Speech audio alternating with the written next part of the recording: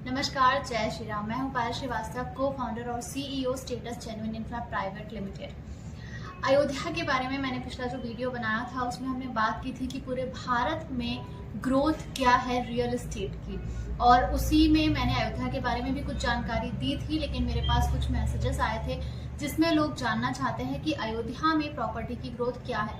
हालांकि इस पे मैं बहुत ज़्यादा वीडियो पहले भी बना चुकी हूँ, लेकिन फिर भी कुछ नई इन्फॉर्मेशन थी तो हमने सोचा चलिए कुछ नया वीडियो फिर से बनाते हैं।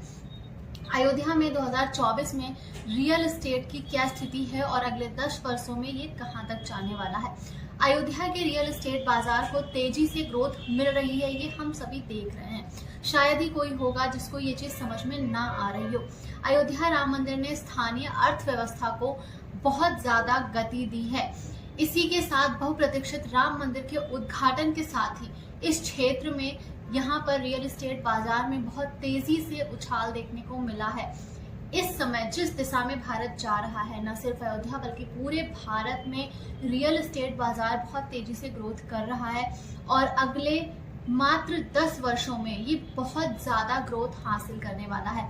आवासीय भूखंडों की अगर हम बात करें तो अयोध्या में आवासीय भूखंडों की औसत बिक्री और कीमतों में बहुत ज्यादा वृद्धि देखने को मिली है। इसी के साथ दिलचस्प बात यह है कि हाल के वर्षों में रियल एस्टेट सौदों में कई गुना वृद्धि भी हुई है। राम मंदिर निर्माण के कारण अयोध्या फैजाबाद क्षेत्र के रियल एस्टेट में अभूतपूर्व वृद्धि हम सभी ने देखी है। शायद ही कोई ऐसा व्यक्ति होगा जिसने अयोध्या की प्रॉपर्टी खरीदने का प्रयास ना किया हो। इसीलिए लगभग हर व्यक्ति को ये मालूम है कि अयोध्या की प्रॉपर्टी में कितनी तेजी से ग्रोथ हो रही है, क्योंकि जो प्रॉपर्टी आप आज पता करते हैं उसका रेट और ठीक 6 महीने बाद अगर आप पता करने का प्रयास करते हैं तो रेट हमारी कल्पना से बहुत ज्यादा हो चुके होते हैं। जब से अयोध्या में प्रभु श्री राम लला के मंदिर का जो फैसला था वो आया था, तब से लेकर के मंदिर बनने तक इतनी ज्यादा ग्रोथ हुई है जिसकी कल्पना कभी किसी ने नहीं की थी। खुद गवर्नमेंट ने भी इसकी कल्पना नहीं की होगी, किसी भी इन्वेस्टर ने इसकी कल्पना नहीं की थी कि यहाँ पे रियल एस्टेट बाजार इतनी तेजी से ग्रोथ करेगा। अब मेन कंसर्न ये है कि इस बीच में तो रियल एस्टेट ने काफी ग्रोथ की है अयोध्या में, क्योंकि राम मंदिर पहले नहीं बना था और अब बन गया है। लेकिन अब संशय की बात यह है कि आने वाले वर्षों में चूंकि एक बहुत ज्यादा वृद्धि वहां के रियल एस्टेट सेक्टर को मिल चुकी है और हर क्षेत्र का एक समय होता है जिस समय में रियल एस्टेट वहां का बहुत ज्यादा ग्रोथ करता है। जैसे हम शहर के बाहर के क्षेत्र में जब प्रॉपर्टी खरीदते हैं तो उसमें एक बहुत बड़ी ग्रोथ मिलती है, लेकिन जो क्षेत्र पहले से डेवलप हो चुका है अगर हम वहां पर खरीदते हैं तो हमें उतने वर्षों में उतनी ज्यादा ग्रोथ देखने को नहीं मिलती है। उसका कारण ये है कि इस क्षेत्र में पहले ही काफी ग्रोथ हो चुकी है। प्लेन लैंड को जब आप परचेज करते हैं और उसके डेवलप होने तक जो ग्रोथ होती है वो बहुत ज्यादा होती है। उसके बाद के वर्षों में जो ग्रोथ होती है वो एक नॉर्मल ग्रोथ होती है, वो उसमें बहुत ज्यादा ग्रोथ नहीं होती है। तो अयोध्या को लेकर के भी लोगों के मन में ये संशय है कि पिछले कुछ वर्षों में अयोध्या में मंदिर की वजह से जमीन की बहुत ज्यादा ग्रोथ हुई है, इसमें कोई दो राय नहीं है। लेकिन क्या आने वाले वर्षों में भी ये ग्रोथ कंटिन्यू होगी या नहीं होगी, और अगर होगी तो लगभग कितनी होगी, इसी को लेकर के हम आज बात कर रहे हैं। अयोध्या में मंदिर बना है वो बात ठीक है, क्योंकि पहले अयोध्या में जमीन की कोई वैल्यू ही नहीं थी। लोग अपने घर छोड़ के बाहर जा रहे थे, वहां से लोग अपना जो उनका पुश्तैनी प्रॉपर्टी मकान जो कुछ भी है उसको बेच के वहां से बाहर निकल रहे थे, क्योंकि अयोध्या में कोई ग्रोथ नहीं थी, कोई रोजगार नहीं था, ना तो सड़कें थी ना मार्केट था, कुछ भी वहां नहीं था। इसलिए लोग वहां से पलायन कर रहे थे। लेकिन जैसे ही मंदिर बनने की खबर आई तो सबके दिमाग में ये था कि थोड़ा कितना भी कम हो लेकिन फिर भी ग्रोथ होगी। इसलिए स्टार्टिंग में ही बहुत सारे जो विजनरी इन्वेस्टर थे उन्होंने प्रॉपर्टी वहां पे खरीदी। उसके बाद धीरे धीरे ये सिलसिला चलता रहा तो एक बहुत बड़ी ग्रोथ हमें देखने को मिली जो कल्पना से परे थी।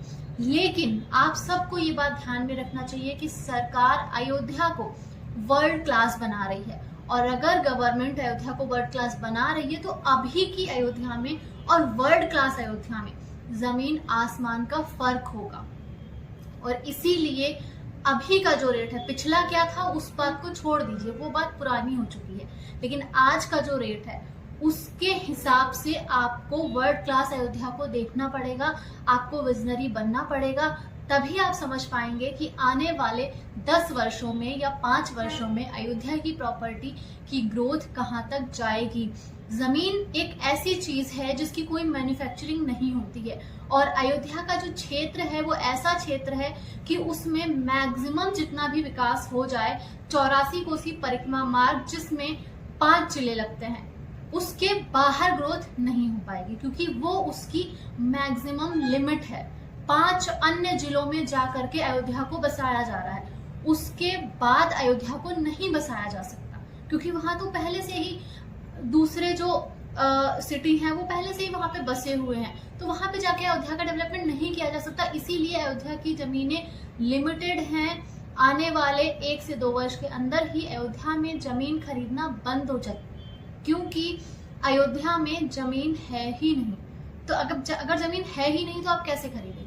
अब आप ये सोचेंगे कि इस हिसाब से तो अयोध्या में प्रॉपर्टी का काम बंद हो जाएगा, बट ऐसा नहीं है। बहुत बड़ी बड़ी कंपनियों ने वहां पे जमीनें खरीद रखी हैं, जिन पे बजाय प्लॉट बेचने के मल्टी अपार्टमेंट बनाए जाएंगे, और उनके जो प्राइस होंगे वो बहुत हाई होंगे। बहुत लिमिटेड लोग अयोध्या में जमीन खरीद पाएंगे। अयोध्या की जमीन लोगों के लिए एक स्टेटस सिंबल बनने वाली है। बहुत जल्द ऐसा होगा कि जब लोग कहेंगे कि ठीक है अयोध्या में मेरा एक फ्लैट है, वो उनका स्टेटस सिंबल बन जाएगा। जैसे आज कोई कहता है कि बुर्ज खलीफा में मैंने एक फ्लैट लिया है, 10 फ्लैट लिए हैं, तो वो एक स्टेटस सिंबल है। सेम सिचुएशन अयोध्या में भी आने वाली है, और ये सारी बातें मैंने आज से 3-4 वर्ष पहले भी कही थी, और उस समय भी आपको कहीं ना कहीं ऐसा लग रहा था कि जो बातें मैं कह रही हूँ इसमें कोई सर पैर नहीं है। लेकिन आज की सिचुएशन और मेरे 2-2.5 साल पहले पुराने जो वीडियोस हैं वो उठा के आप देखिए, तो आपको एग्जैक्ट जो चीजें हैं उसका अंदाजा आपको लग जाएगा। हम स्टडी करते हैं, प्रॉपर स्टडी करते हैं अयोध्या के डेवलपमेंट के बारे में, इसलिए हम उस फ्यूचर को देख पा रहे हैं।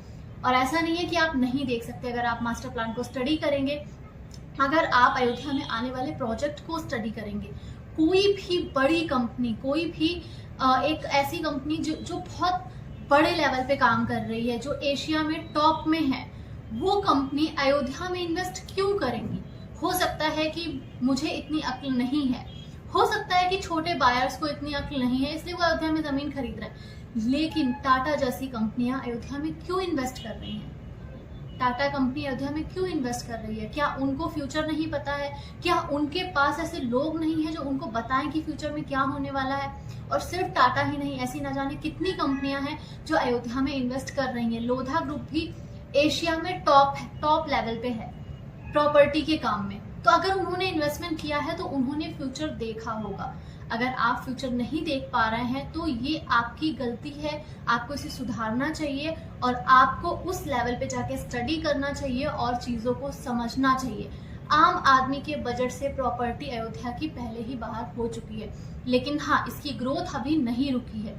1600 से 16,000 का सफर तय किया गया है पर स्क्वायर फीट में, और जल्द ही 1,60,000 रुपए पर स्क्वायर फीट तक अयोध्या की जमीनें पहुंचेंगी। आप और हम इसके साक्षी। अभी तक भी आपने अयोध्या में इन्वेस्ट नहीं किया है तो आप इसके बारे में स्टडी करें, क्योंकि आने वाले टाइम पे आप सिर्फ अपनी किस्मत को दोष देते रहेंगे कि क्यों आपने अयोध्या में इन्वेस्टमेंट नहीं किया था। और जो रेट चल रहे हैं वो आम आदमी के बजट से बिल्कुल बाहर हो चुके हैं, और अयोध्या का डेवलपमेंट लगातार हो रहा है। एक और बहुत महत्वपूर्ण चीज़ है जो मैं आपसे कहना चाहूँगी, हमारे अभी हाल ही में जो चुनाव हुआ है उसमें जो रिजल्ट आया है उससे काफ़ी सारे लोग हताश हैं, निराश हैं, परेशान हैं। जिस दिन चुनाव का रिजल्ट आया था मैं भी परेशान थी, और मुझे भी लग रहा था कि ऐसा कैसे हो गया कि अयोध्या से बीजेपी की गवर्नमेंट चली गई। जो लोग बीजेपी को सपोर्ट नहीं करते हैं उनको भी इस बात से बहुत ज़्यादा धक्का लगा कि अयोध्या से आखिर ऐसा कैसे हो गया।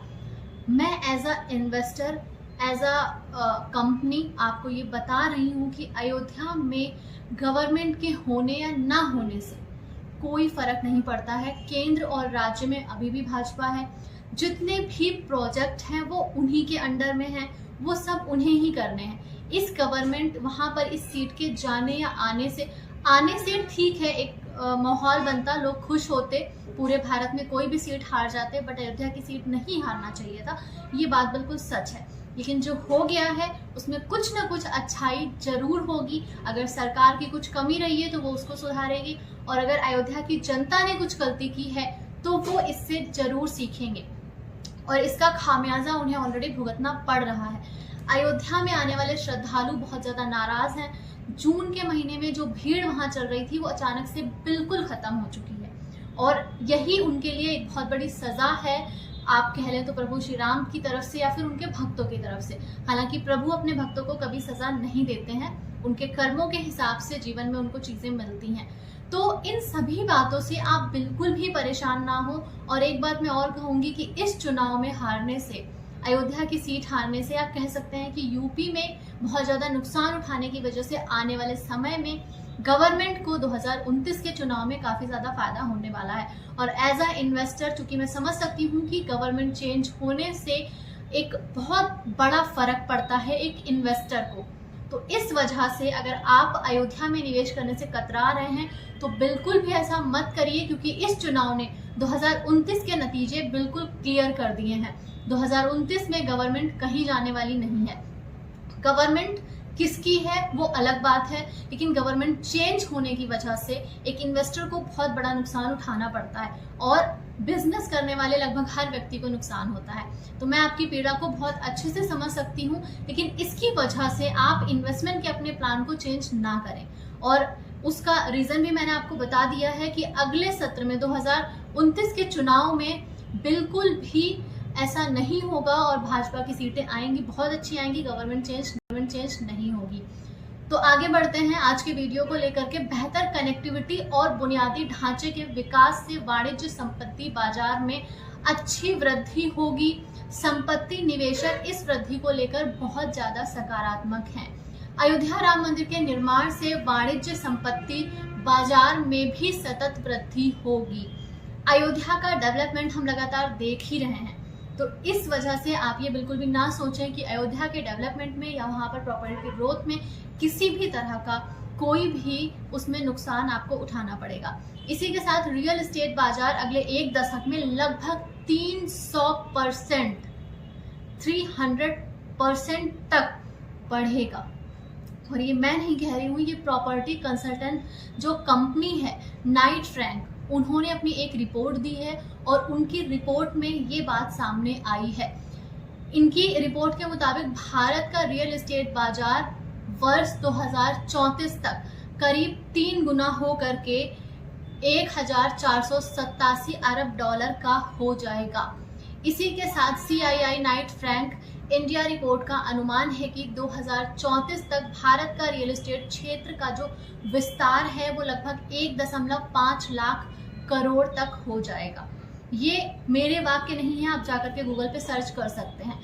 नाइट फ्रैंक इंडिया के वरिष्ठ अधिकारी निदेशक शोध परामर्श बुनियादी ढांचा और मूल्यांकन गुलाम जिया ने भी ये कहा है कि आने वाले दशक में भारत की आर्थिक उन्नति में अभूतपूर्व उछाल भी आएगा ही आएगा, जिसमें रियल एस्टेट क्षेत्र आधारशिला बनने के लिए तैयार हो चुका है।